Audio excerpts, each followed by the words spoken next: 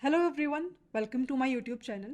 So in this particular session, I'll talk about the complete illustration of recursion using one example. So as you can see on my screen, I'll try to take MergeSort example. Everyone I am thinking that aware of that MergeSort is an application of divide and conquer. So whenever we are talking about a MergeSort, so it's a very beautiful application of divide and conquer concept. What does this concept says? Let me give you a gist of that. It says that consider a problem, okay? Consider a real life example. Suppose we are in a situation which is not, you will not easily able to resolve that problem. So what will you do? You will either go to your parents and ask to them some solution, right? Or you will go to some of your friends, or maybe if suppose you are facing some 10 different kinds of problem, so what you will do is that you will try to pick a different person for every problem. That is the approach that we usually do in our practical real life scenarios as well. Similarly, in our systems as well, what will happen is that when the problem is hard and logic knows that I'm not able to resolve it fully, so what it will do is that it will try to create some sub problems of that major problem. Means we are dividing the major problem into various sub problems, and then we simultaneously each and every sub problem will try to resolve. Another very good example is a big data domain. I don't know that how many of my audience is aware about that big data domain, but usually what happens is that when one system is not able to handle the data, what usually happens is that we used to create many clusters where we used to pass the data to every system. So that is something which we called as a clusters as well in terms of that big data. So we are dividing the problem, we are dividing the data into different clusters, and then every cluster is giving us some sort of result, and finally we are combining all the results to get one final result. That is the same kind of thing that we are doing it here as well. So when we are talking about MergeSort, it's an example of divide and conquer. And if you remember, in the last part of my session, I already told you that whatsoever applications we will see in divide and conquer is the important applications of recursion, right? In a way, so recursion is playing a very important role. So what we will try to see is that we will try to create a recursive tree today. With the help of just one example, then you will get an idea that how basically the overall concept of recursion will work. With this example itself, I am hoping that you will get the clarity. So here the purpose of the sort is to sort the array in ascending or descending order. So here what we want is that we want to sort the array in a ascending order. The array is given to you where you are having elements 50, 20, 40, 90, 88, 11 and 13. And every array has its own index, which by default starts from 0. So here the array indexes are from 0 to 6, as you can see on the screen. Now what will happen is that here I am having an array. Now array starting index is 0 and array ending index is 6. Now what will happen is that this is a big problem where it is having 7 elements. Now think, what is a small problem we can have here? If suppose I am having only single element in an array, what is the sorting of that particular element? That element itself, right? If I am having a single element and I am saying do the sorting, do give me the sorted array for that, what will you give to me? You will return that particular element itself by saying that is the only element which we have, so that is the sorted array, right? So what I am considering is that I am considering the base case condition. Similarly, by saying this, I am saying that the base case condition of this recursion is that when I am having a single element inside my array, I'll return that particular element itself. Until that point, when I will reach that point, I'll return that. But until that point, what I will do is that I'll try to maybe divide my array into two halves. Now, how basically that can be done? By finding out that mid value. How basically we can find out the mid value? What is the middle value between 0 to 6? So it is nothing but 0 plus 6 minus 0 divided by 2, right? This is something which is equals to 3, or 6 plus 0 by 2. Now here, this is something which we are getting. So we are dividing our array into two halves in such a way that in the left half, I will be having the elements from 0 to 3, and in the right half, I am having the elements from 4 to 6. It means now my complete array is divided into two halves. One half is containing the element 50, 20, 40 and 90. Another half is containing the element 88, 11 and 13. But still, it's not a small problem. It's still a big problem. Then again, what we will try to do is that we will find out the middle element, which is nothing but 0 plus 3 minus 0 divided by 2, right? So it is something which we will be able to get as 1 by taking the lower bound. It means that again, my array is divided into two halves. The left half will contain the array elements starting from 0 to 1, and the right half will contain the elements starting from 2 to 3, right? So here, what is happening is that on left side, I am taking the elements starting from 0 to the mid value. On the right side of my tree, I am taking the elements starting from mid plus 1 to the ending value that I have. This is what I am doing. Similarly, here also we will do the same step. We will go there. But now here, if you will see, just focus here. Now here, if you will see, what is happening is that again, it's not a small problem. Small problem will be the one where my elements will be only single element. It means I am having the starting and the ending indexes same. That is the condition. At that point of time, I can say that, okay, I am having only single element. Now here, if you will see, again you will calculate the middle value because it's not a small problem. It's not a base case condition. So it will be 0 plus again 1 minus 0 divided by 2, which is something equals to again, 1 divided by 2, lower bound is 0. So what will happen is that now your value will contain 0, 0 on the left side, because on the left side we are taking the elements from 0 to mid, and on the right side I am taking the elements from mid plus 1 to the right extreme. So here, if you will see, now when I am saying 0, 0, it means if I will just copy the same array here, it means here, if you will see, 0, 0 meaning is that now I am having only single element inside my array, which is 50, and thus 50 will be returned. So now basically how this function call will work, it will first of call the C1. This is the main original array. It will call, right? C1 will call this C2, this part, this C2. And whenever it is calling the function, it is storing the data the function calls inside the stack based data structure. So basically what will happen is that it will try to store the function calls inside the stack. So basically what will happen is that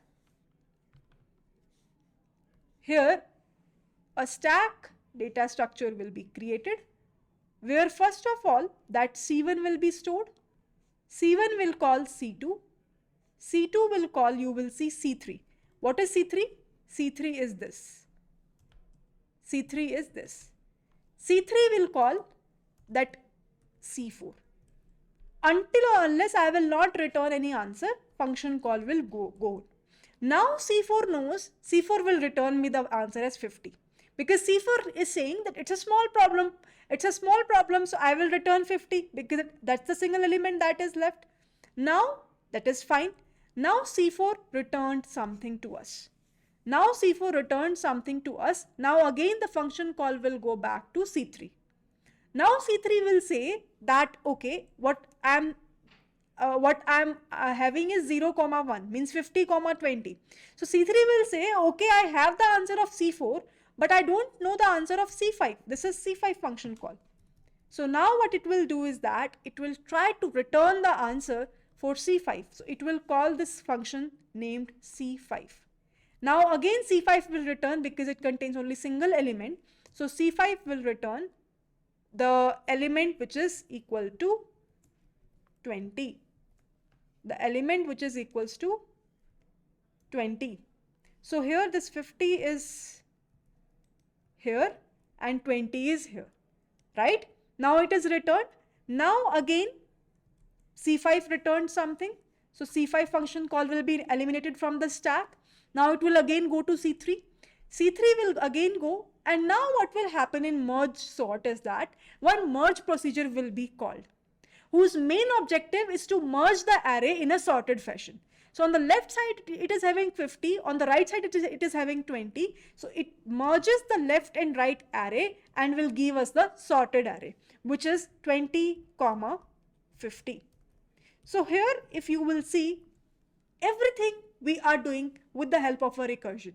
This is something which I am saying is a recursive tree. Now C3 got some answer. Now C3 returned some answer, and after that it will go to the C2. Now how basically my code knows that which particular function call to go? Only with the help of this stack based data structure, because every information I am storing inside this stack, right? Inside this stack we are storing every information. Now again it will go back to C2. C2 will say, okay, I have the information of C3, which is 20, 50, but I know the information for the right side as well. Now new function call will be generated for which is C6, right? Now C6 will say, okay, what is the value present at the left side? So here again it will calculate the mid value, which is equals to 2 plus 3 minus 2 divided by 2. So it is something which is equals to, I think, 2 only. So on the left side of this particular array, we will be having the elements which contains array of 2, 2, and on the right side it contains array of 3, 3. So now this is something, a function call which will happen at C7, and this is something which will happen at C8. So first of all, C2 will call this function call C6, and this will call a function called C7. Now C7 will return some answer because it's a small problem. What it will return? What is the value present at second index? 40.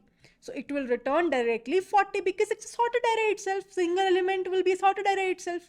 Now at the third index, again, what is the value which is present? 90. So it will directly return to me 90 when a function call will go to C8.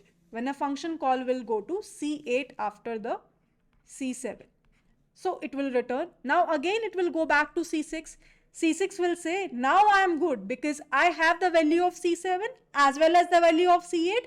Now again merge procedure will call and it will return the final sorted array. So what it will return is that it will return 40 followed by 90. Simple. Now again, after the return of the C6, again the function call will go to C2. Now C2 will say, that's good, I have the value of C3 and I have the value of C6. So what it will return is a final merged array of the left and the right. So it will return 20, 40, 50, 90. So that is the final thing that will return by the C2. Now once C2 will return, again the function will go towards the right side of C2 because that thing is still pending. So now what will happen is that where we are at C8, right? So now C9 function call will be originated after it is returning the C2. So C9 will be called. What is C9? This is C9. Now C9 will be called. C9 will say, again, let me call the mid value. So it will calculate what is the mid value of this 4, 6. So it will be again 4 plus 6 minus 4 divided by 2. So it is something which is equals to 5. So on the left side, it will contain array of 4, mid, which is 5. On the right side, it will contain array of 6, 6. Right? Again, this is something which we are saying is C10. Now again, a function call will be calculated because it will again calculate that mid value, which is nothing but is equals to 4 plus 5 minus 4 divided by 2. So it is something which is equals to 4 plus 5 divided by 2, 9 by 2, which is equals to 4. So it means that we are having on the left side arr of 4 comma 4, and on the right side it will be arr of 5 comma 5. Now I am doing similar kind of task. I hope it is making sense to everyone now. Maybe initially it will be difficult, but now it's very easy, right? So now this is something which we are saying is C10, C11 function call, and this is something which we are saying is C12. Now it means that C9 is calling that C10, C10 is calling that C11, and C11 will directly return because it's a small problem. So what it will return? The element present at the 4th index, it will be 88, right? And once it is returned, then it will call C12. Now C12 will return again because it is again a single element which is at the 5th index. So it will return 11 here. So C12 task is also done. Now again it will go back to C10.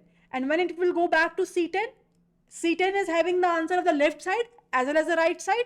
So it will return the value as 11 comma 88. That is fine. Now it will go to the right side function call because now once C10 will be returned, it will go to C9. C9 will say, oh, okay, I have the left side result, but I don't have the right side result of this one. So now a new function call will be called up, which is C13, I think. So now C9 will call the new function, which is nothing but C13. Now C13 will directly return. Why? Because it's a small problem. Why? Because it's containing a single element which is at the 6th index. So now 13 will be returned. So here if you will see, when it will C13 will return, it will directly go to C9. C9 will say, now I have the answer for both of the things. I have the answer for the C10 as well as C13. Now again a merge procedure will be called. So merge procedure is in a way is a combined step, right? What we are doing is that we are dividing until we reach to a final base case condition, and after that we are combining with the help of a merge procedure. So here now what C9 will return? C9 will return simply the value of 11 followed by 13 followed by 88. Right? This is the functionality of a merge procedure, and now C9 also returned me the result. Now finally it will go to C1, and C1 will return a final sorted merged array which is nothing but 11, then 13, then 20, then 40, then 50, then 88, and then 90. Final result it will convey. So C7 also returned the result, and that is what we want. See, what we are getting is a final sorted array, right? So here if you will see, what we are creating is a recursive tree. That is what I want to show you. That's why I came up with this application. Here if you will see, at every point of time there is something on the left side and on the right side. We are creating a recursive tree until we reach to a solution where we are having a base case condition, and in our question of the merge sort, the base case condition is that when we are having a single element. And once we reach to that particular base case condition, then we are combining it with the help of that merge procedure. And that's how basically the sorting concept is done. And that's how basically the complete recursion will work internally for any kind of application that you will deal with in future. Always try to create a recursive tree first. Try to store all the function calls on the stack data structure, just like the way I did. Here if you will observe, all the function calls which are at the same level will be at the same level in the stack also. For example, here if you will see, C2 and C9, they are in the tree at the same level. In the stack also you will see their positioning is at the same level. Similarly, C3, C6, C10, C13 are at the same level in the tree. Here also if you will be seeing, C3, C6, C10, C13 are at the same level, third stack level. Similarly, here if you will see, C4, C5, C7, C8, C11, C12 are at the same level. Here also the same thing is happening. So these are the few inferences that you can take from the conversation that we did here so far. So that is the overall idea behind the recursive tree. And now I think you will get a broader picture that how basically that recursion will work.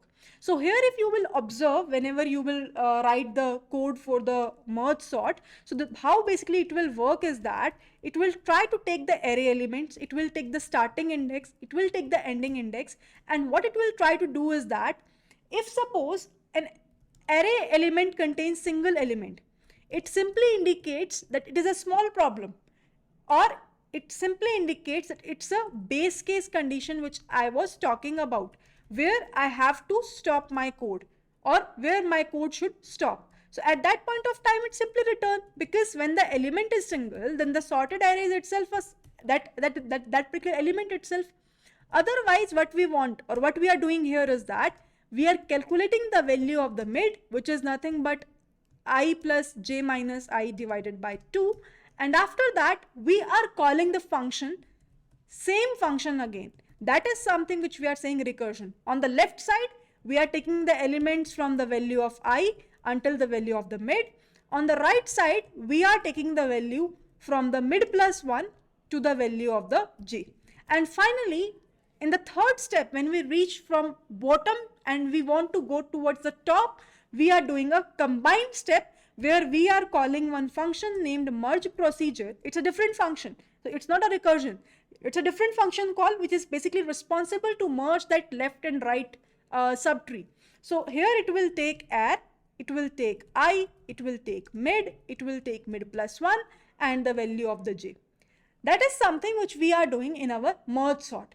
In a way, by explaining the concept of recursion, I have explained how basically the sorting of this merge sort will work. And this is one of the very important merge sort sorting algorithm and quite famous. In an interview also, you can come up with, interviewer can come up with any kind of question related to this as well. Now, try to, at your home, see that how basically this merge procedure will work. The way I am saying that it is trying to take the elements on the left and right and then merging that.